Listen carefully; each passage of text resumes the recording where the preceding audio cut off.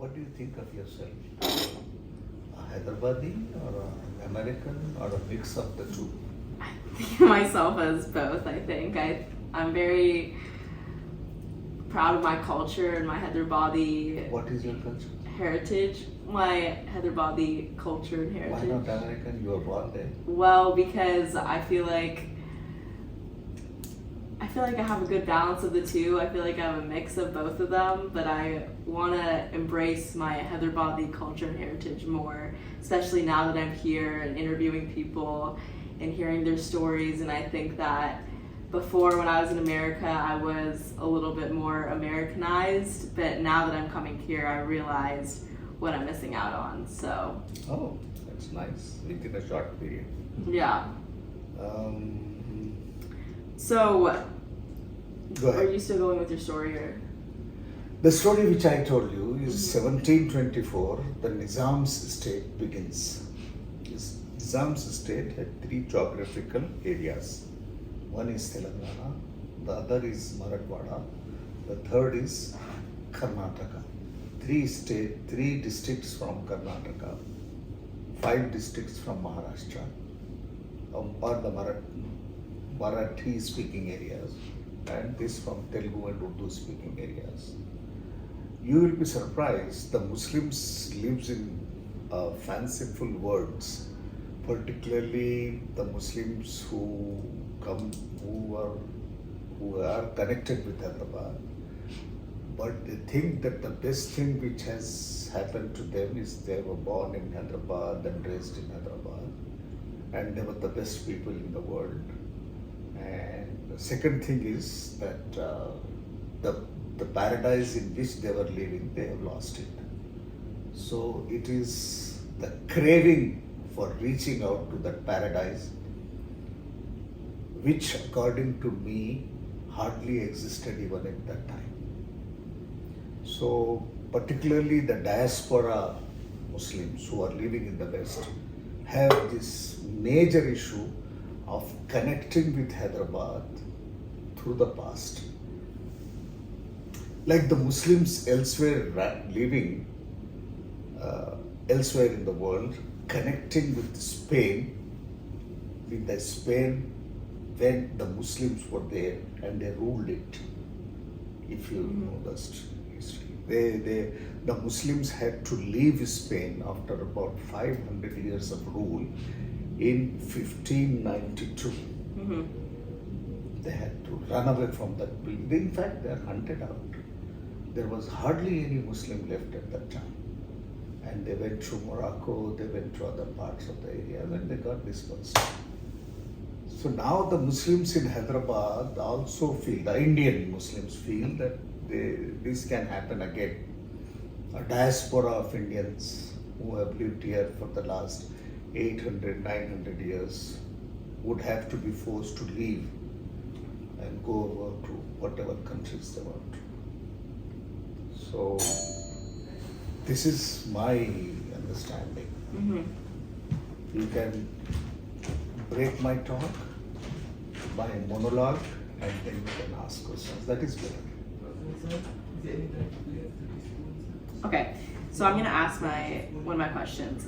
So I kind of want to ask about the anti-Muslim feelings in India. So during your lifetime, have you seen any changes in the way Muslims are treated, and have Muslims become more separated from other Indians, would you say?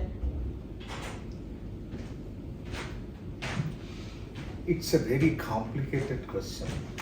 One question has too many questions in there. So I can start with the first one. rephrase the question so that I understand. Yeah.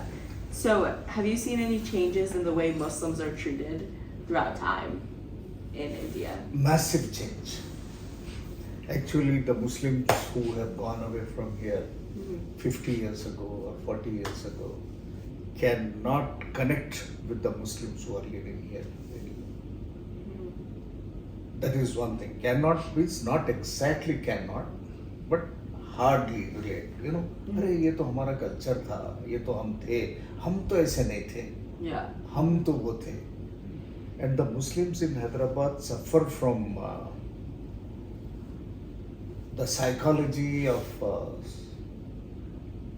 there is a Farsi phrase, Pidram Sultan Booth. And my father was a king. How do I live? Oh my God, I can't live with these people. These ordinary Hindus, these divided Hindus, these uncultured people. We have been constantly fed on that narrative for a very long time, and it is very difficult for most of us to get out of that. But most of the Muslims again have got out of that, and they have created a narrative of their own, particularly from 1970s onward. It's a new Hyderabad, it's a new India. The community is totally new. Okay. So, do you think the negative feelings towards Muslims have affected the way you personally feel and like the way your family feels here? Not exactly.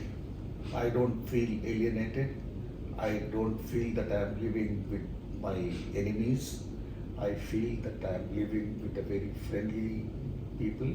Hindus are very friendly and they live nicely. I have worked with organizations where the Hindus were in majority. For instance, Deccan Chronicle. I was the bureau chief of Deccan Chronicle. Deccan Chronicle is a leading English language newspaper. I was never treated as a outsider or a Muslim. They all listened to me. I was their leader, the group leader of a bunch of journalists. And then I shifted over to Times of India. In Times of India, I was given free hand. I was not treated as a Muslim, as an employee and a part and parcel of Times of India group. So this feeling of have been constantly drilled into our minds that we are different and they are different. I don't think so. And you've been able But- to practice your religion freely? There has never been an instance where we have been asked not to practice our religion, particularly in Hyderabad. You are talking about Hyderabad, which is a Muslim majority city. Not exactly, 40% of the Hyderabadis are Muslims. And the culture is what we call it cosmopolitan. So nobody interferes with anybody. Barring a few instances, there is no problem, there is continuity.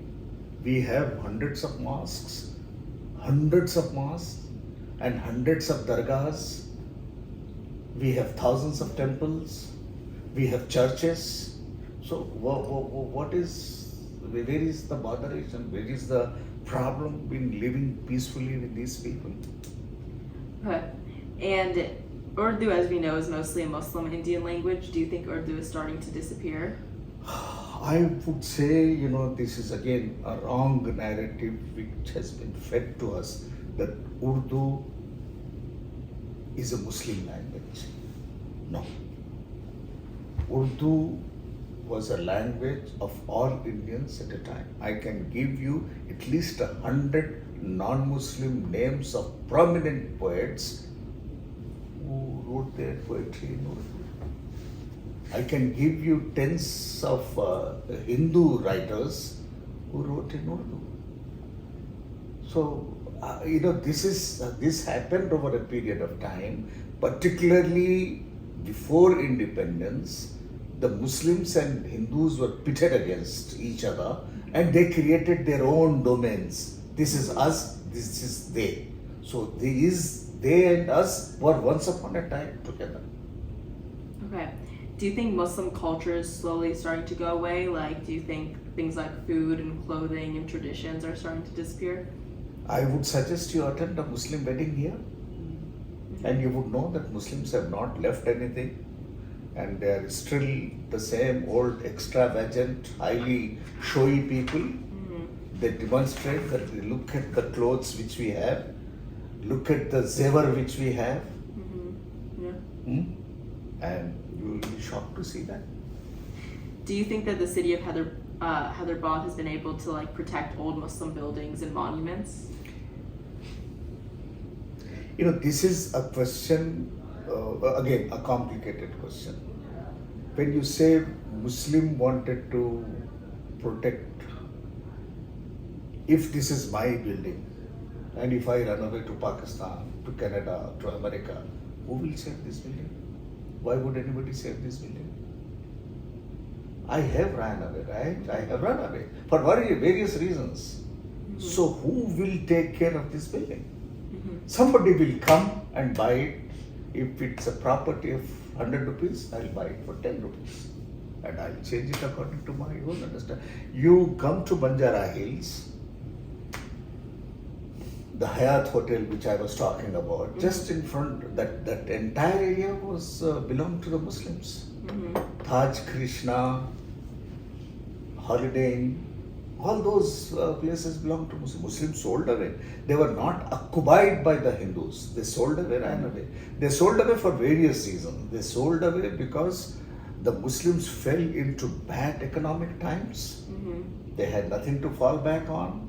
Their incomes were closed down. Their jagirs were abolished. Their mansabs were abolished. So therefore, they had nothing to fall back on. They sold their property. And they sold it. Who was the buyer? A non-Muslim, a Hindu. They bought it. Muslims had the best of the zevar. You know, what you call it? क्या बोलेंगे? Jewelry. Now it is owned by the Marwadis because Muslims got it to them and they bought it. Again, the zevar, for instance, I have a zevar of 100 rupees. I sold it away. I got it mortgaged for 10 rupees and I could not take it back. So he got it for 10 rupees. So I've heard that many Muslims in India find it hard to succeed. Do you feel that you've lost opportunities or you know people who've lost opportunities because they're Muslim? What opportunities, please? Like economic opportunities, jobs? I don't think so. You see, again, this question, if you are talking in relation to Hyderabad, it's a difficult question. One has to study history to understand what happened. For instance, I'll tell you if you want to understand this. During the Nizam's period, Nizam was favorable to Muslims and he gave more Muslims the government jobs than the Hindus. Muslims were even then, during his regime, were only 15-20%. But the jobs they held were 40% in the government. And the properties they held were, hugely above their numbers. Yeah. So that was, now a level had to come. And now the level is actually going in the favor of the majority community. I don't know how to describe. This is a long discussion one has to understand. And at your age and with your background, it will be very difficult for to absorb what I'm saying. Do you think life has changed for Muslims in Hyderabad from the time you were younger? And why do you think that their life has changed, if you think that there has changed? Change is only change is constant. Yeah. Nothing else is constant in life. Once upon a time, you liked American culture. Today, you like Hyderabad culture or Muslim culture. Is it not a change? Yeah. Is it not happening automatically? So change is constant. यानी ये हमेशा होते रहता. आपकी as के साथ, आपके दोस्तों के साथ, आपके नए कॉलेजेस के साथ, हर जगह बदलेगा. Do you think Muslims in India have the same education level as Your non-Muslims? questions are all related to Muslims, and I don't know, but maybe that's your way of looking at it. Do you think I think that you should have spoken about the Indian society and then come to the Muslims. Ji, boliye. Do you think Muslims in India have the same education level as non-Muslims, and do you think that affects their economic or social status? Muslims do not have the same educational level. Muslims have gone through several major problems. For instance, in 1948, the privileges they had, they enjoyed. Even at that time, they were not very educated. Very few of them, the elite, the Jagirdars, the Mansabdars, the Nawabs, they had all the facilities. I, as a common Muslim, did not have that. Mm-hmm. I lived in an old house with the old tiles and all that. So, how shall I look at my Muslims as my enemies or the government as my enemies? I would rather look at my Muslims who are rich as somebody who had no brains and no understanding rather than looking at other people. Take my example. I grew up in Old City in a house which was very small, and now on my own in a country like India, I have grown to be a nationally known journalist. How did it happen? If the government, if the people were against me, wanted to finish off my community, we have best of the economists here. Yesterday you met Amirullah Khan. Where did he study? He is a post-partition man. Mm-hmm. He is only about 55, 54. He studied in Hyderabad. So, I mean, can't you see the narrative which has been particularly predominant in the West by among the migrant Muslims than here in Hyderabad? Yeah. You go and see Amir Ali Khan, you will be meeting him at 5 o'clock. Ask him this.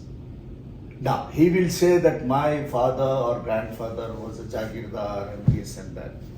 I don't want to talk about my grandfather. I want to talk about how I grew up. What happened? Amir Ali Khan comes from a privileged background. Even after police action, they retained some wealth and they remained like that. For your age and for your educational background, this is too big a subject. That's what I feel better. Yeah. Do you feel like India can do anything to make life better for Muslims, or you think life for Muslims is perfectly fine in India? No, again, this question, your question relates to all India. You are jumping from Hyderabad to the Indian Muslims.